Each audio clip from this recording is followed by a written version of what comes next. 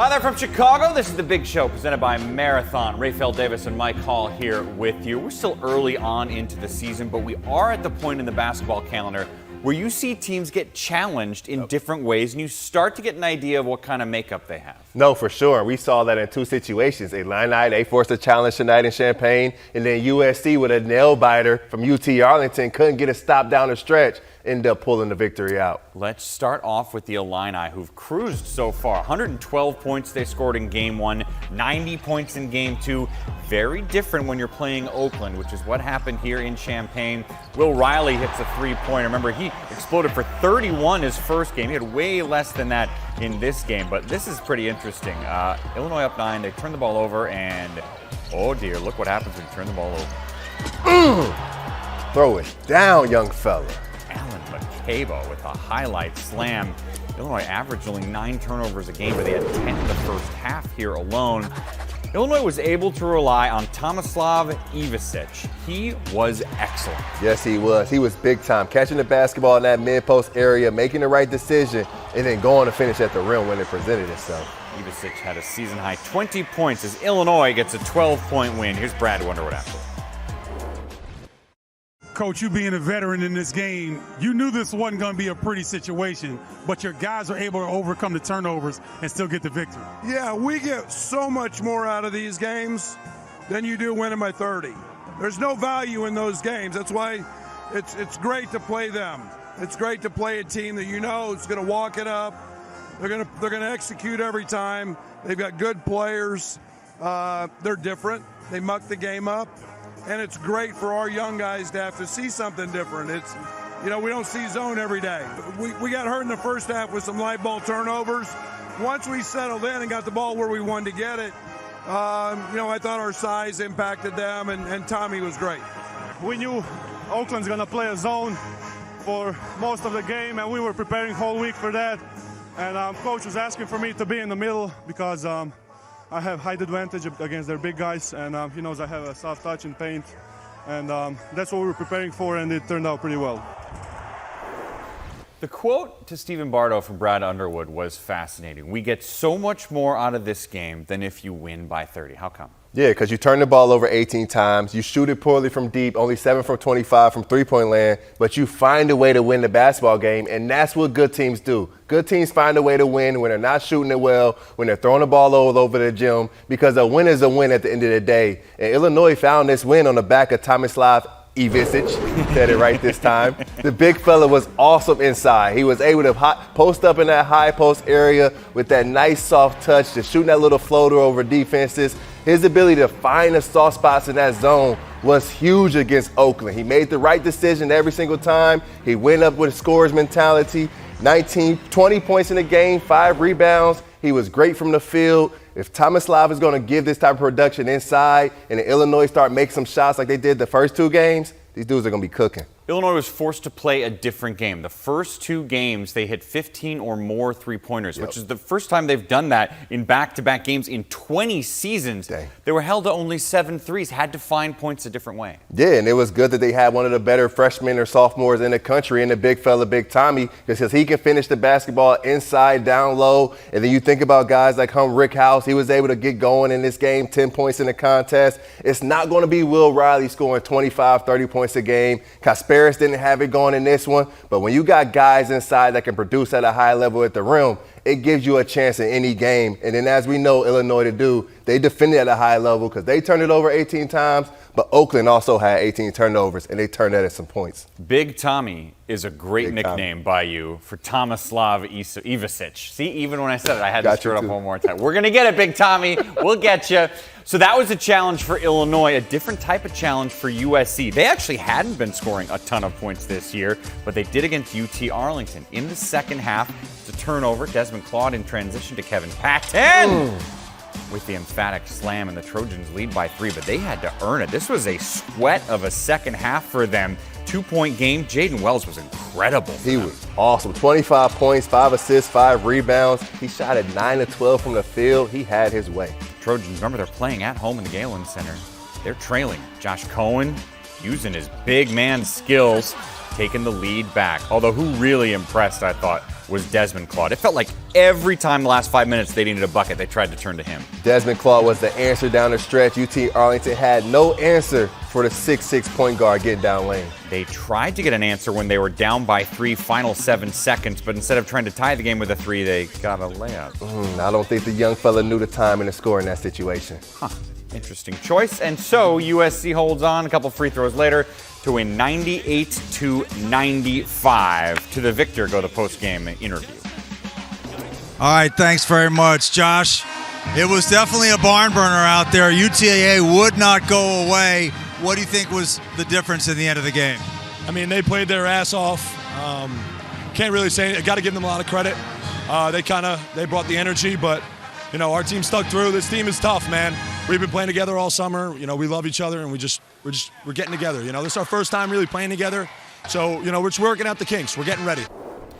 He's right. It's basically their first time. That's 11 transfers on that team in just the third game they've played against someone. But Cohen, see, he's stepping up. 19 points in the last game, 19 points in this game. Yeah, and they went to him down the stretch because it started to get stagnant. USC was taking so many ill-advised threes. So when it came down to it, get the basketball to your big fella and let him eat on the block. And that's exactly what Josh Cohen did. He finished in multiple ways down the stretch. He was calling the defenders too small. He had the ability to catch it in the middle of that zone and the footwork and the headiness to go up and finish over smaller defenders. 19 points, 9 of 12 from the field. They needed him a big way in the second half, and he produced at a very high level. And he deserves the accolades. But again, Desmond Claude, 18 points in the second half, and whenever they needed a clutch shot, he would drive, he would have a pull-up. He played great. Yeah, 18 points in the second half, 26 for the game, but he had 8 points in the final 2 minutes. He put the team on his back. He said, get in my backpack. I'm going to carry us home. He was getting downhill, whether to his left hand, to his right hand. Nice little floater to really seal the game, but also 8 assists and 5 rebounds. Those are assists. They become contagious to the team on the night. USC, 22 assists to just 10 turnovers. Desmond Claude really led that charge. Claude was good. Cohen was good. The win was good and dramatic. It overshadowed the fact that Terrence Williams had his debut. He transferred to USC from Michigan, hadn't had a chance to play yet due to injury, but he played in this game and made a difference. 18 points for his first game as a Trojan. Rourke straight drop this time. Gonna go long. Airs it. Got a man there. Got it. Touchdown. Indiana is 10-0. Square, Howard fires. Touchdown, Ohio State. Smith gets to the corner. Money on the rise.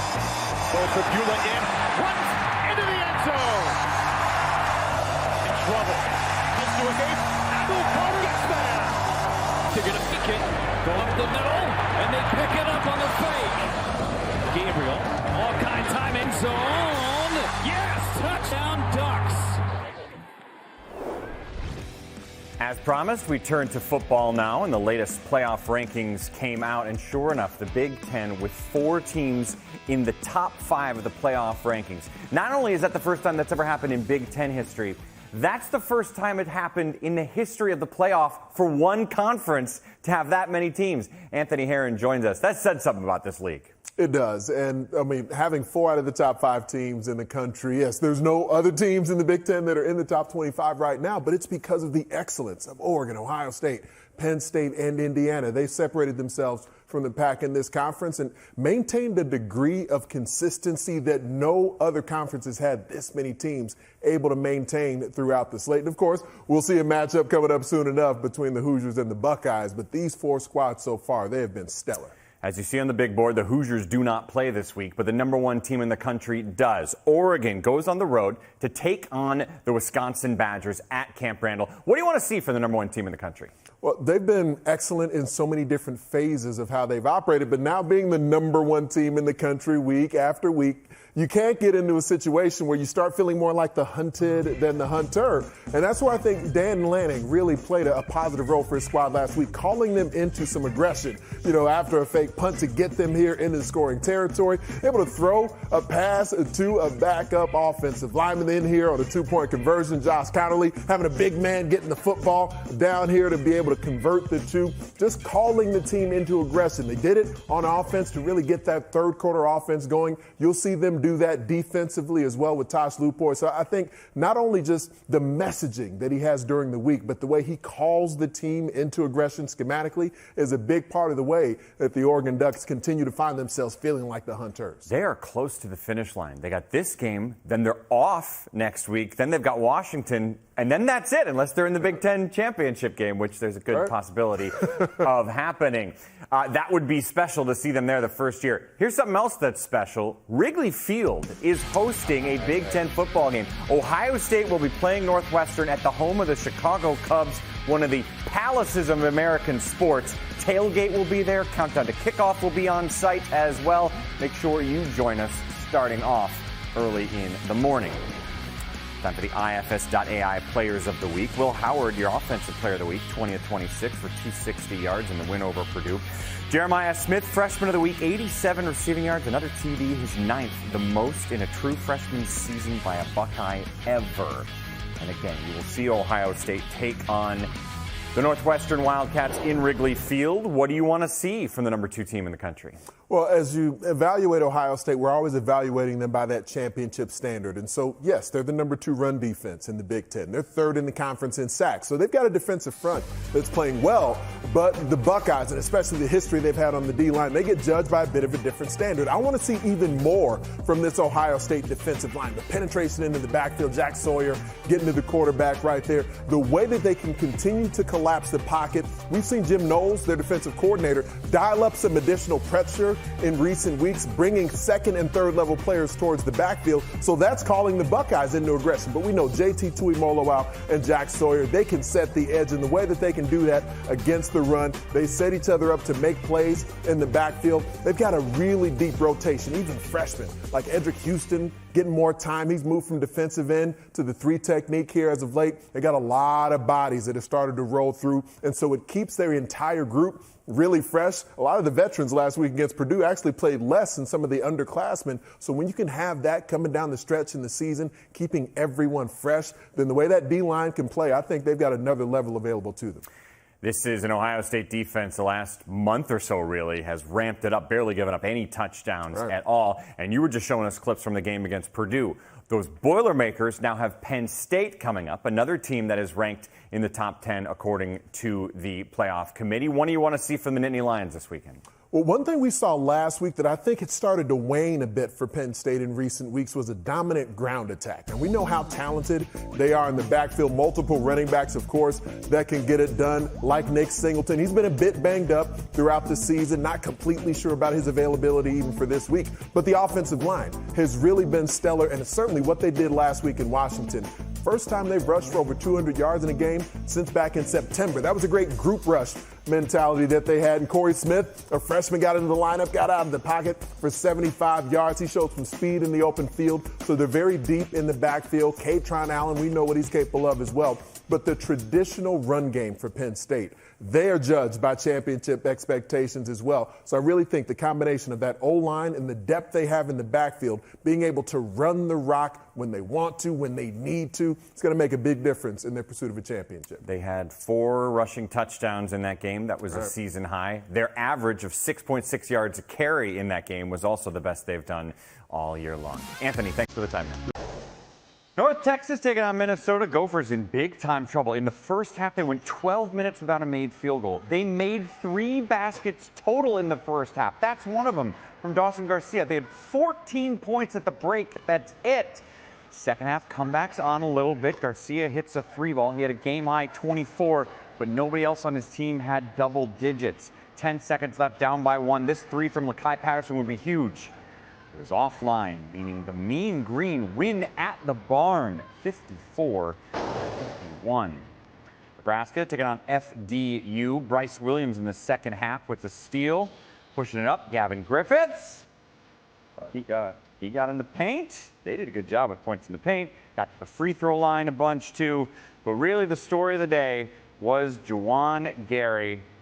This guy is going to make a push for first-team All-Big Ten throughout the season.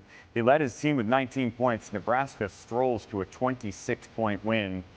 And Gary is worth talking about on camera because he could have a real big season this year. Yeah, Juwan Gary is absolutely one of my favorite players to watch in the Big Ten. He just does it all. Offensively, defensively, no matter what Coach Hoiberg asks of him, Juwan gets it done. He's added some range to his jump shot, made 2 of them in the game against FDU, but this is his deal. He can get downhill with the best of them, finishing through contact, finishing at the rim, and then we know he's going to bring it defensively. Should have been an all-defensive team member last season, but I have a feeling he'll make that team and maybe an all-conference team this season. Juwan Gary, 19 points, 5 assists. He was cooking in the game against FDU. Team did a great job getting to the free throw line. Like I mentioned, 28 attempts. It's a big reason why they now started out the year 3-0.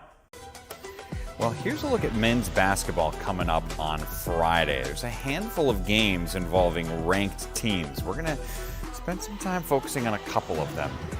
You see Alabama with the number 2 next to them. The Boilermakers have a chance to take down the number 2 team in the country. And Purdue got some tough injury news with Daniel Jacobson being out for the year. But they still got a lot of guys who can score. There are 3 different Boilermakers who are averaging 15 points or more right now. Yeah, one of them comes to mind, especially when you think about Mark Sears coming to town. It's Braden Smith. Braden Smith, Mark Sears. That matchup is going to be big time. But for Purdue, you got to rebound the ball better. Didn't rebound it well against Yale. Didn't rebound it well against Northern Kentucky. And you know what Big Cliff Amore can do. He can live on the offensive glass. So I think Purdue has been working on some rebounding drills the last couple of days. And then you can't turn the ball over 13, 14, 15 times against Alabama because they're going to go hang on rims. I think this game will come down to Purdue's 3 staples. Defense, taking care of the basketball, and rebounded it. And I expect Fletcher Loyer to keep this hot streak going. Young fella's been shooting the ball very well. Is that the biggest concern with the Jacobson injury, that you're losing a 7-foot guy who's going to get you rebounds? Exactly. You think about it, Will Berg, Caleb First, and Riley Burgess, the freshman against Yale, they combined for 3 rebounds in 30 minutes of game time. That's not good enough, especially when you think about Alabama, how they want to play. You've got to be able to rebound the ball. You think about Mark Sears being able to get downhill and finish at the rim, Grant Nelson and those guys. Big Jacobson allows some rim protection. So without him inside, we're going to have to see what happens. Back-to-back ranked opponents for Purdue. They have Alabama, and then immediately they have to play Marquette afterwards. Marquette, meanwhile, is playing a Big Ten opponent in the form of Maryland. What do you want to see from the Terps? I want to see the Terps continue what they've been doing offensively. They've had 3 different leading scorers in their first 3 games, from Derek Queen, Rodney Rice, to Julian Reese. I want to see Derek Queen and Julian Reese dominate the inside. You look at Marquette, you understand they're a little smaller, so those guys should have their way. And then on the defensive side, you know Maryland always brings it. Cam Jones is a bucket getter, but Maryland, they have enough guys to kind of throw at him to slow him down. Already into the point of the season where you're getting multiple ranked matchups with teams. Ohio State's got a ranked opponent that day as well. Friday, there's going to be a ton of interesting games in the world of Big Ten basketball. For Rafael, I'm Mike. Thanks for watching this edition of The Big Show.